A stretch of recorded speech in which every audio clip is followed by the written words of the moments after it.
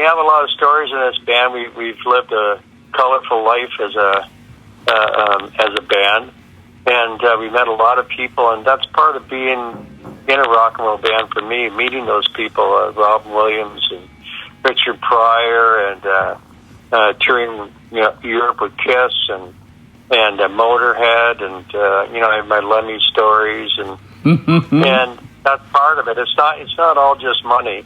You get in this business for the music, for meeting the people in the music, and for traveling and seeing the world, and that's all part of it. Yeah, and that's where you kind of stand out. There are a few others, but there aren't a lot where they've had the experiences you have, but they're also great storytellers. So question for you, was Alice in Chains the biggest band to ever open for Helix? I don't know. Who knows who was in the opening band? A lot of times you don't. Yeah, sure enough. That's a pretty big band in hindsight. Yes, it was, and you really don't know who's in the opening band. We try to get out and meet people, just like when we played with Ryan James Dio, he used to come over in the dressing room to meet us and talk to us, and I think it shows a bit of class. When you guys were playing live, you used to do, can I call it the parachute roll, Brian? You know what I'm talking about, right? Yeah, don't do that anymore. That's what I was going to ask. How does the body stand up after concert of doing that? It doesn't. I've had back problems for the last couple of years, and they all are attributable to that role. Is that right? Because I was never trained to do that. We just come up with it one night, and people kind of liked it, so we stuck with it. And the more I did it, the more they encouraged me to do it. But really, it wrecked my back, and I had to be very careful with my back now. Wasn't there one incident where you did that and you went right through the stage? Yes, it was over in Germany. It was on the Motorhead tour, and I jumped off the stacks. And when I hit the stage was made with chipboard. I went right straight through down into the scaffolding down below. But I came up because I had a cordless microphone, and there was Lemmy just shaking his head at me. Kind of a Spinal Tap moment, right? It was a kind of a Spinal Tap moment. You had another one, too. You guys, again, this is from your book, Give Me an R, and you guys almost exactly the same as Spinal Tap, where you guys got lost trying to find the stage. Was that in Cologne? It might have been Cologne. It was at the Pink Palace. Okay, yeah. And it was a old Nazi tank factory, so the bottom of the building was all catacombs.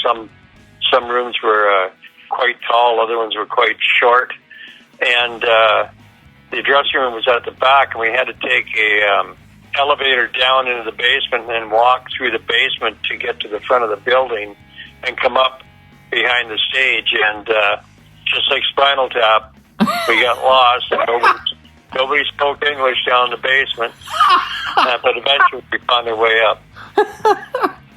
Yeah, you can't write this stuff. Yeah, but you did, and it's damn good, man. You did a great job. The other great story was the drumstick. I'm sure it wasn't great for you at the time, but you got stabbed in the face with a drumstick and bleeding profusely on stage. That was out in Winnipeg when we were playing with Wasp and Crocus.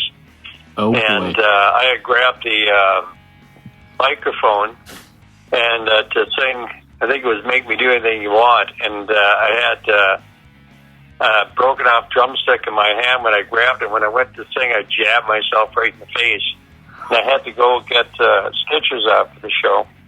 I was wondering if you were trying to break up a fight between Wasp and Crocus.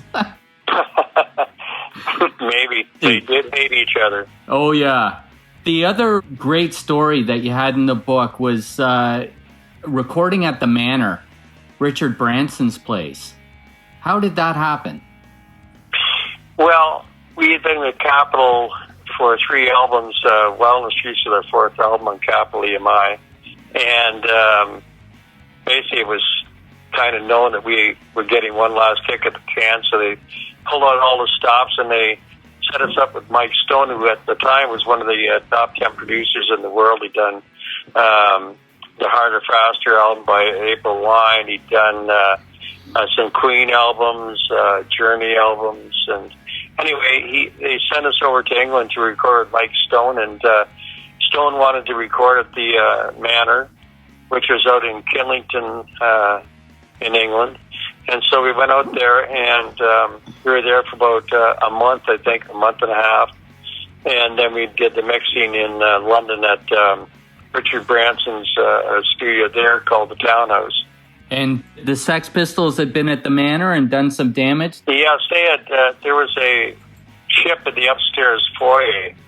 It was about 10 feet long, hand-carved. It was given by Mike Caulfield. Okay, I wrote Tubular Bells, and they came in, they broke the mast off, and there was a wooden trunk in one of the downstairs rooms from the 1600s. They carved their name in that.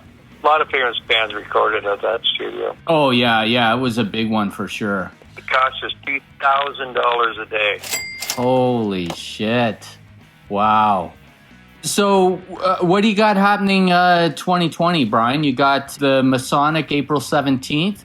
That's correct. Next night we're at the Olean Hall. May the 10th, I believe, we're out in Alberta doing a gig out there. The gigs are just starting to come in right now. Yep. We might have some dates in Texas in March. Oh, great. That's kind of where you guys got a real boost early in your career, right, in Texas? Well, one of the first gigs we ever did in a concert situation was in Texas. We did a 4-day tour, Houston, Dallas, Amarillo College, and Helotes, which was outside of San Antonio. The big support of the band was a guy named Joe Anthony, who was known as the godfather of rock and roll. And Joe worked at Kiss KMAC, the big radio station in San Antonio, and he controlled the whole market, Texas market, and metal fans loved Joe. Joe broke black acts when it wasn't fashionable to play black music in the United States, and then later on he broke metal music, and bands like Judas Priest, Moxie, Triumph, and he loved Canadian bands and us.